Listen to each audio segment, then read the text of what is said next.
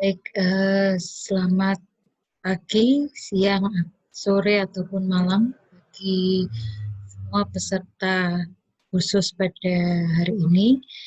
Jadi untuk kesempatan hari ini saya akan menjelaskan atau membahas terkait dengan latihan soal sertifikasi SAP Procurement Chapter 1, 2, 3, dan 4. Jadi Chapter 1 itu terkait dengan navigasi, Chapter 2 itu adalah terkait dengan Procurement Process Basic, kemudian Chapter 3 terkait dengan Master Data, dan Chapter 4 terkait dengan Procurement of Stock Material. Baik, kita lihat untuk contoh soal yang pertama.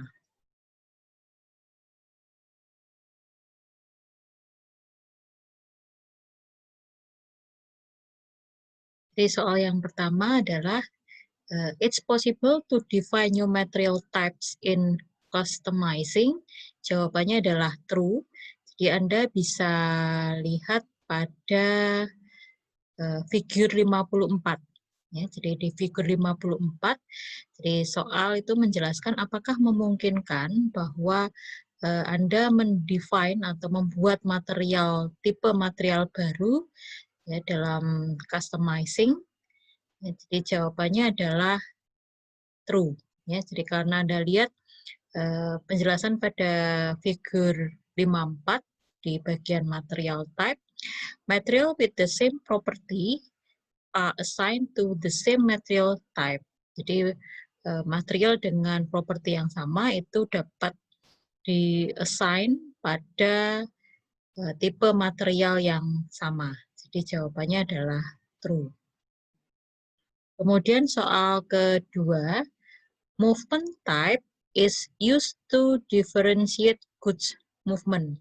Jadi apakah tipe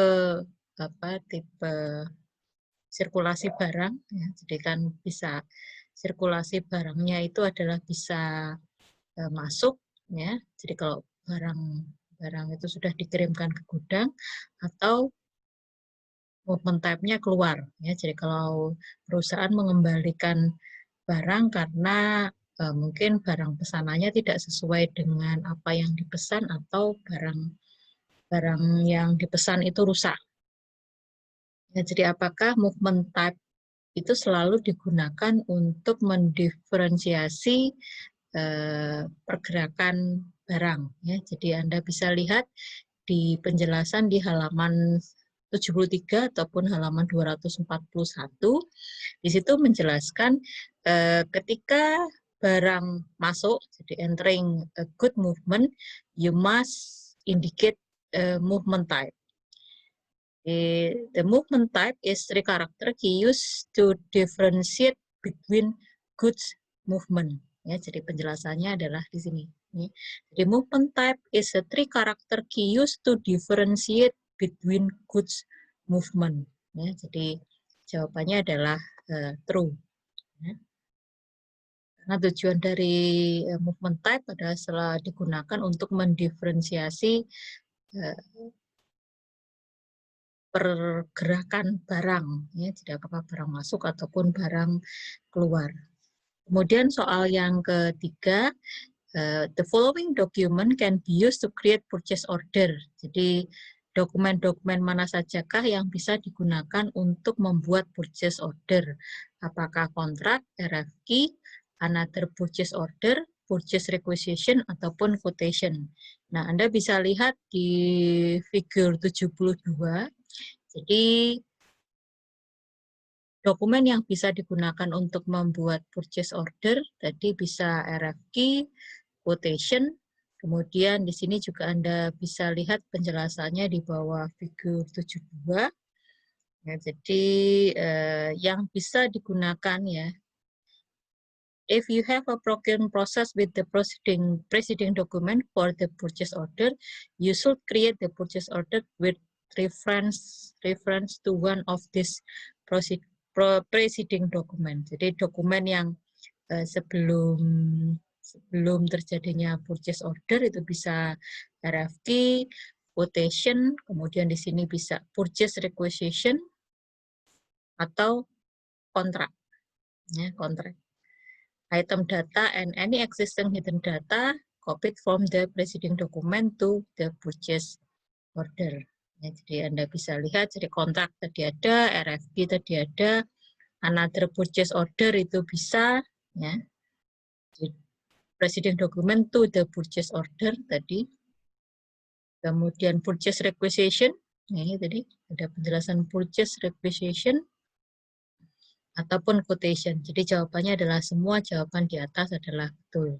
Ya, jadi dokumen-dokumen ini kontrak, RFQ, another purchase order, purchase requisition, and quotation itu bisa digunakan untuk membuat purchase order. Baik, kita masuk soal yang keempat. Ya. Invoice verification is a result of MRP. Jadi apakah verifikasi invoice itu adalah merupakan hasil dari MRP? Jawabannya adalah salah. Jadi Anda bisa lihat di bagian ini, ya. Jadi invoice verification itu dapat berasal dari invoice dokumen ataupun accounting dokumen, ya. Atau invoice verification itu bisa berasal dari merupakan proses dari material dokumen 4GR, invoice ataupun PO. Jadi bukan merupakan hasil dari MRP. Jadi jawabannya adalah salah. Kemudian soal yang kelima, material type determine whether or not a material is subject to value-based inventory management. Jadi apakah tipe material itu menentukan ada atau tidak ada material itu sebagai subjek dari manajemen persediaan. Ya, jawabannya adalah true. Jadi Anda bisa lihat di sini. Di sini. Along with the plan, the material type determine a material inventory management requirement. Jadi jawabannya tadi ada apakah material type itu juga digunakan untuk manajemen persediaan? Jawabannya adalah true. Anda bisa lihat di sini. Jadi setelah figur 54 itu ada penjelasan seperti ini. Jadi memang tipe material itu digunakan untuk menentukan manajemen persediaan. Ya. Bagaimana melakukan manajemen persediaan.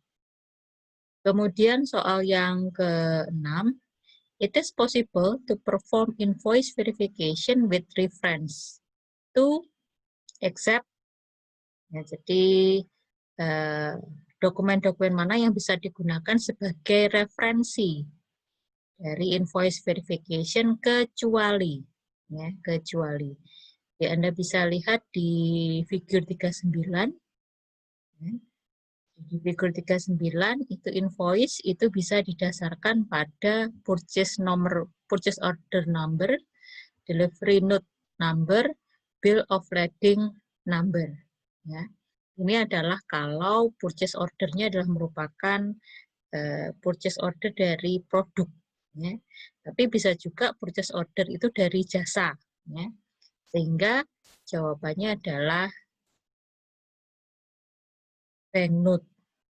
Ya. Jadi purchase order itu sudah betul, kemudian delivery note, ya, delivery note, kemudian bisa juga bill of lading, kemudian service and receipt. Ya, jadi kalau ini invoice verification-nya itu adalah terkait dengan jasa. Terkait dengan jasa, maka service and receipt adalah merupakan dokumen sebelum invoice verification. Ya, karena yang diminta adalah kecuali, maka yang merupakan dokumen yang mendahului atau sebelum invoice verification itu adalah purchase order, delivery note, dan service and receipt kecuali banknote. Baik, saya lanjutkan ke berikutnya, soal nomor 7. In order to add new view in created material master, user must use change material master transaction. Jadi ketika Anda ingin menambahkan view, ya, add new view, ya, jadi tampilannya kan bisa beragam, ya. Jadi Anda mau tambahkan terkait dengan informasi material yang basic, kemudian accounting, ya.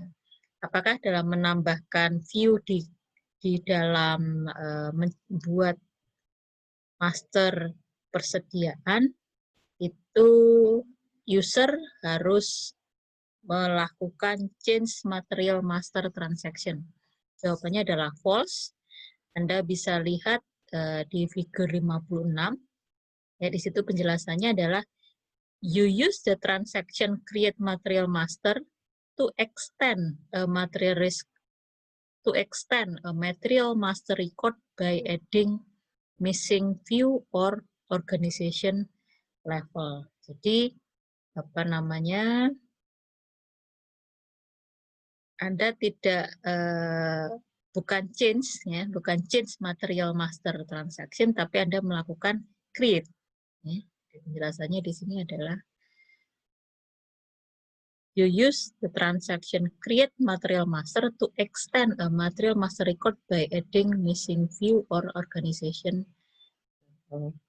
Jadi bukan change tapi create. Yang berikutnya, in SAP ERP, every vendor must have their own unique vendor master number.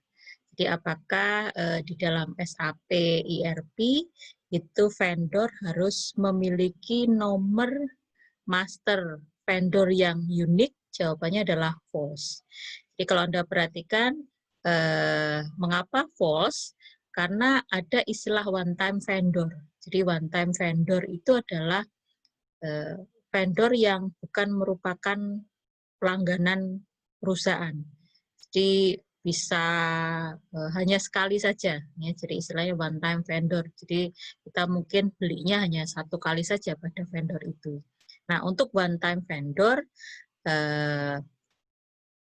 ya, jadi ada penjelasan di sini. Unlike other master record, a one time vendor master record is used for the several vendor to avoid creating many unnecessary master record. Jadi berbeda dengan master record yang lain, one time vendor master record itu bisa digunakan untuk beberapa vendor. Jadi nomornya cuma satu, tetapi bisa digunakan untuk beberapa vendor. Sehingga jawabannya adalah false. Nah, jadi every vendors must have their own unique vendor master number, itu salah karena ini tidak sesuai ketika yang digunakan adalah one time vendor. Jadi kalau one time vendor nomornya satu tetapi bisa digunakan oleh beberapa vendor. Soal yang nomor 9, it is possible to change the quantity of material after good movement is posted. Jadi apakah memungkinkan Anda melakukan perubahan kuantitas dari persediaan setelah good movement itu diposted? Ya, jawabannya adalah false. Ya, jadi Anda bisa lihat di sini, setelah figur 97 itu ada penjelasan. As soon as a good movement is posted, the quantities, material, movement type, and organization level can no longer be changed. Ya. Jadi kalau Anda sudah melakukan memposted good movement, maka Anda tidak dapat melakukan perubahan terkait dengan kuantitas, material, tipe apa tadi, keluar masuknya barang tadi, serta level organisasi. Jadi tidak bisa dirubah. Tapi kalau Anda ingin melakukan perbaikan terhadap kesalahan, maka Anda harus membuat dokumen baru. Ya. Sehingga dokumen yang salah tadi harus dibalik, ya, di reverse. Ya, di reverse. Jadi Anda tidak bisa langsung merubah langsung, tapi yang bisa adalah membuat dokumen baru dengan cara membalik terlebih dahulu, dienolkan terlebih dahulu. Ya. Itu soal yang nomor 9. Saya lanjutkan lagi ke soal yang nomor 10. The following document can be used to create RF key. Di dokumen-dokumen mana sajakah yang bisa digunakan untuk menciptakan RFD, kecuali purchase order. Ya, kita lihat di figur 67, ya, di penjelasan di bawah figur 67. First, you enter request for quotation for the material to be procured or for the required service. You can create RFQs manual, copy under RFQ, or use the purchase requisition or outline agreement as an entry template. Using template document has the advantage that you do not have to enter all data manually, but can copy it from the template. So di another RFQ itu bisa, kemudian ya, copy another RFQ, purchase requisition, atau outline agreement, ya, ini outline agreement. Jadi tidak bisa kalau menggunakan purchase order. Baik, yang berikutnya soal nomor 11. Purchasing organization can be assigned to several company codes. Jadi apakah bisa purchasing organization itu diassign untuk beberapa company codes? Ya, Anda bisa lihat penjelasannya terkait dengan penjelasan purchasing organization. Nah, ini ada hal yang perlu Anda perhatikan. You can assign several purchasing organization to one company code. Ya. Jadi several purchasing organization itu hanya untuk satu company code. Ya, sehingga jawabannya salah kalau purchasing organization itu dapat diassign pada beberapa company code. Jadi jawabannya adalah hanya dapat diassign untuk satu company code. Ya, purchasing organization hanya dapat diassign untuk satu company code. Soal yang nomor 12. A document contain information on the material delivered to GR area and the relevant quantity is called material document. Jadi Anda bisa lihat penjelasannya di figur 30. Ya. When you post the receipt of goods into the warehouse or store, the system generate material document. Jadi ketika Anda melakukan memposting barang yang diterima ke dalam gudang ataupun toko, maka sistem itu akan menghasilkan material document. Ya.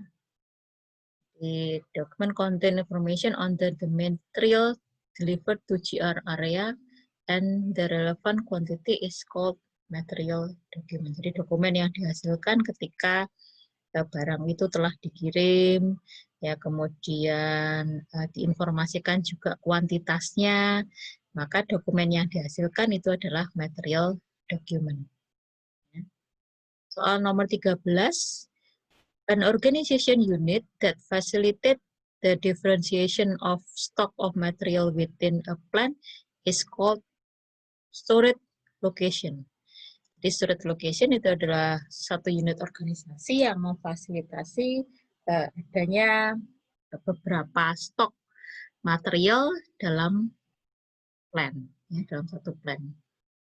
Ini Anda lihat ada client, company code, plant, storage location.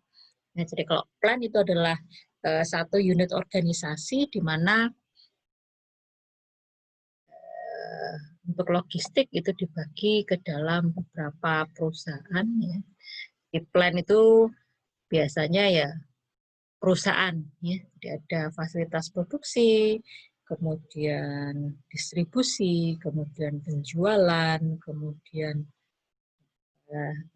pemeliharaan, ya. Tetapi kalau storage location itu adalah satu unit organisasi yang memfasilitasi adanya atau berbagai macam persediaan dalam plant. Ya. Oke, yang berikutnya soal nomor 14. Di dalam soal nomor 14, penjelasannya adalah plant delivery cost shall be agreed with the vendor forwarder or carrier in the following document. Ya, jadi plan delivery cost itu harus ada di dalam beberapa dokumen ini. Ya. Di plan delivery cost are agreed in advance with the vendor himself, the forwarder or carrier, or the custom office, and recording using separate condition type when the purchase order is created. Jadi dokumen mana sih yang mendahului plan delivery cost, yaitu purchase order. Soal nomor 15, account group in a vendor master determine the following kecuali. Jadi account group di dalam master vendor itu menentukan hal-hal berikut kecuali, Anda bisa lihat di figur 47, bisa number assignment, status, field selection, vendor supprints or plan specific data, dan partner skema. Jadi kalau Anda perhatikan, tadi number range, ada ya, number range, kemudian plan specific data, ini ada ya, plan specific data, partner skema, ya, partner skema, kemudian ada field selection, ada, kemudian reconciliation account, ya, di sini tidak ada, ya, sehingga kecualinya adalah reconciliation account. Baik, saya lanjutkan ke soal nomor 16. The following are example of standard partner rule in SAP ERP except. Ya, jadi berikut ini adalah merupakan contoh dari standard partner rule dalam SAP, kecuali Anda bisa lihat di figur 49. Jadi partner role dari vendor itu bisa sebagai invoicing party, bisa sebagai forwarder atau carrier, bisa sebagai supplier of goods, atau sebagai order receipt. Ya, order recipient. Di forwarder ada, kemudian carrier, ini ada invoicing party, ini. Kemudian supplier of goods, employer nggak ada, kecuali employer. Soal nomor 17. Purchase order and quotation always update the purchasing info record. Jawabannya adalah false. Mengapa false? Ya, jadi penjelasannya adalah purchase order and the quotation always update. Jadi apakah purchase order ataupun quotation itu selalu mengupdate purchasing info record? Jawabannya adalah false, karena the info update indicator must be set in the quotation item. Jadi tidak secara otomatis itu update ya, tetapi harus di-set. Di-set itu artinya dibuat ya. Jadi tidak secara otomatis nampak di dalam purchase order ataupun quotation, tetapi harus di-set ya, atau dibuat dalam item quotation atau quotation item. Yang berikutnya soal nomor 18. Condition can be maintained in the following transaction except.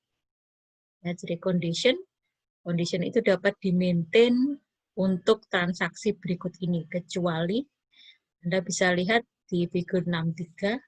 Ya, jadi condition itu bisa di-maintain untuk transaksi quotation, purchase order, info record, dan outline agreement. Ya. Jadi entering quotation, entering info record, ya. Quotation, info record, purchase order, dan outline agreement. Ya. Outline agreement. Ya, tidak ada, sehingga except-nya adalah good receipt. Oke, saya masuk ke soal 19. When creating purchasing document, data is transferred to the purchasing document by default from existing master record. Jadi ketika membuat dokumen pembelian, data itu ditransfer dari dokumen pembelian ke dalam catatan master data saat ini. Salah atau betul? Jawabannya adalah true. Ini Anda bisa lihat di informasi di figure 44. When creating purchasing document, data is transferred to the purchasing document by default from existing master record. Ya, jadi penjelasannya adalah true. Ya. Kita lanjut ke soal 20. To calculate the stock value, you can use the following formula. Jadi, untuk menentukan nilai persediaan itu diperoleh dari kuantitas dari persediaan dikalikan dengan harga material. Ya. Jadi ini sudah tidak perlu lagi dicek ya, karena untuk melihat nilai persediaan itu ya dari kuantitas dikalikan dengan harga persediaan. Oke, di soal nomor 21, during invoice verification, the system compares the following document. Jadi, ketika melakukan invoice verification, sistem melakukan perbandingan terhadap beberapa dokumen. Ya, Anda bisa lihat di figur 37, ketika melakukan invoice verification, maka yang dilakukan perbandingan itu adalah material document for GR, invoice, PO, invoice dokumen, dan accounting dokumen. Ya. Accounting dokumen. Sehingga jawabannya adalah semua betul. Ada material dokumen, ya. Kemudian ada purchase order, kemudian ada incoming invoice. Jawabannya adalah semua dokumen di atas. Soal nomor 22, the following stock types can be posted during good receipt for the warehouse. Di mana sih tipe-tipe persediaan yang dapat diposting sebagai good receipt di dalam warehouse? Jadi jawabannya adalah all above. Some of delivered goods are posted. The quality inspection stock to check quantity is later released with the transfer posting to unrestricted use stock. Ya. Bisa juga informasinya adalah barang konsinyasi, ya. Kemudian bisa juga unrestricted, ya. Di scrap stock bisa, consignment stock itu juga bisa, restricted dan unrestricted itu juga bisa. Jadi restricted yang persediaan yang dibatasi atau persediaan yang tidak dibatasi. Itu adalah masuk sebagai tipe persediaan yang dapat diposting dalam good receipt ke warehouse.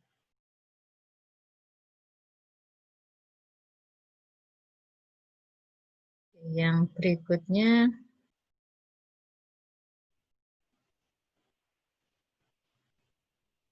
jadi soal nomor 22, soal nomor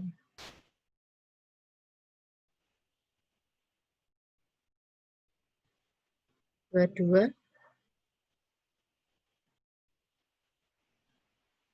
Sudah ya, soal nomor 21 tadi juga sudah.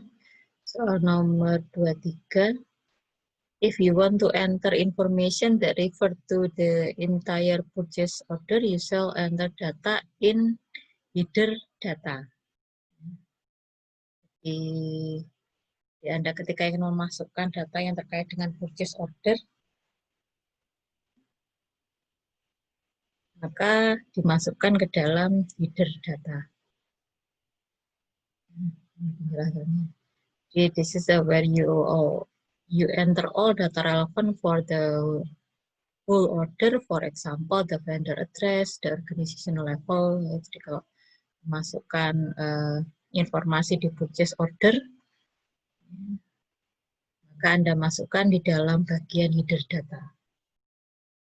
Kemudian soal nomor 24, the following are categories in the vendor master record except di kategori di dalam vendor master record itu Anda bisa lihat di halaman di figur 45. Jadi terdiri dari company code data, general data, dan purchasing organization data. Ya, basic data tidak termasuk. Di dalam vendor master record terdiri dari 3 kelompok data, general data, company code data, dan purchasing organization data. Nah, basic data ini adalah tidak termasuk dalam kategori vendor master record. Soal yang nomor 26, material type control the following. Di material type itu control informasi di bawah ini kecuali Anda bisa lihat kembali di figur 54. Ya, jadi material type itu control number assignment, procurement type, user department, field selection, account determination. Di material number range, ya, number assignment, kemudian field selection, ya, kemudian procurement type, ya, kemudian organization unit, ya, tidak ada, user department, ya, kemudian account determination, jadi tidak termasuk dalam organization unit. Ya. Baik, itu saja penjelasan saya terkait dengan soal-soal ujian sertifikasi procurement. Anda coba pelajari kembali dan baca secara detail semua penjelasan yang ada di dalam buku, kemudian semoga ujiannya pada lulus semua. Ya. Amin dan selamat beraktivitas lain.